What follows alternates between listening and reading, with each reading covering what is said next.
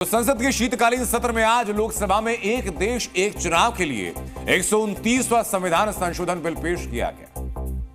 कानून मंत्री अर्जुन राम मेघवाल ने इस बिल को पेश करने और जेपीसी भेजने का प्रस्ताव पेश किया। इसके बाद वोटिंग हुई। 269 वोट पक्ष में पड़े और 198 वोट विपक्ष में पड़े। विरोध करने वाले सांसदों का कहना है कि यह बिल क्षेत्रीय पार्टियों को खत्म कर देगा।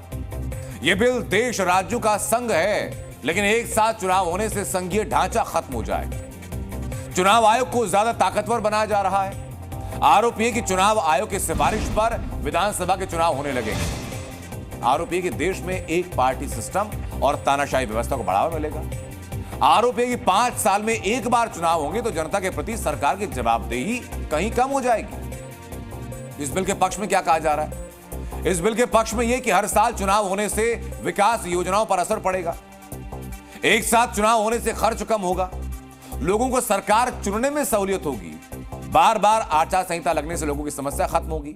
सरकारी कर्मचारियों को बार बार चुनाव ड्यूटी से छुटकारा मिलेगा। ये सब आपने जो पक्ष विपक्ष देखा, लेकिन अब आपको सुनना चाहिए कि संसद में इस बिल के पेश करने के दौरान किसने क्या कहा।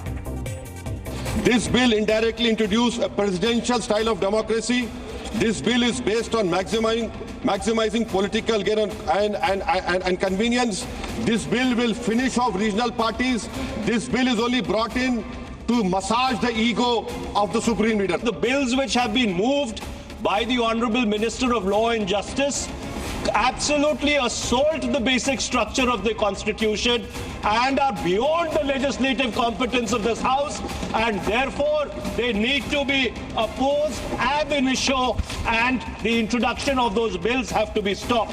मैं अपनी पार्टी की ओर से, अपने नेता आदरणीय अखिलेश यादव जी की ओर से इस बिल का पुरजोर विरोध करता हूं और आपके माध्यम से देश के जनमानस से कहना चाहता हूं, ये भारतीय जनता पार्टी के लोग तानाशाही लाने के नित नए रास्ते लाते हैं। Constitutional scheme,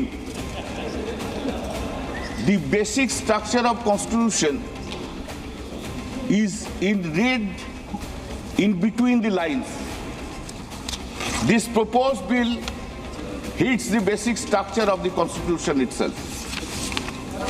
And if any bill, any act which hits the basic structure of the constitution, that is ultra virus. हम बिल का विरोध करते हैं। इस बिल को जेपीसी में भेजा जाए। Okay.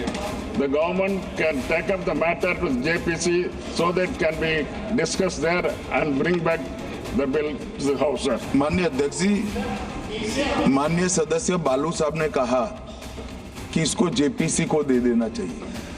जब ये संविधान सुधार का विधेयक, संवैधानिक संशोधन जब कैबिनेट में चर्चा में आया, तब प्रधानमंत्री जी ने स्वयं मंशा व्यक्त करी थी कि इसको जेपीसी को देना चाहिए। मैं जेपीसी में भेजने का भी प्रस्ताव करता हूं, और अगर आपकी अनुमति हो कि वे दोनों item I introduce the bill also. हाँ में 269, विपक्ष में 198।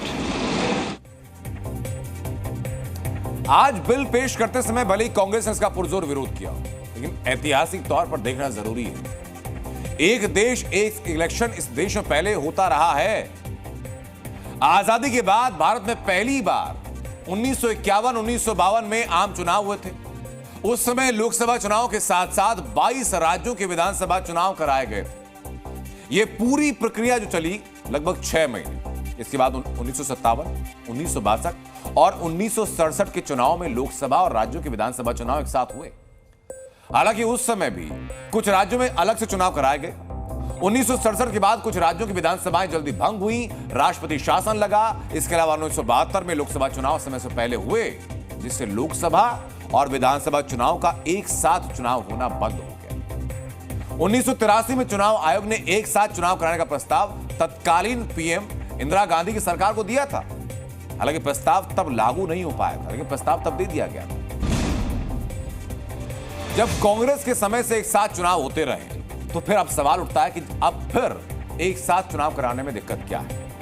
अगर नेहरू काल में 1 नेशन 1 इलेक्शन संवैधानिक थे, तो अब असंवैधानिक कैसे हो सकते हैं? इस सवाल का जवाब कांग्रेस को पब्लिक डोमेन में देना चाहिए।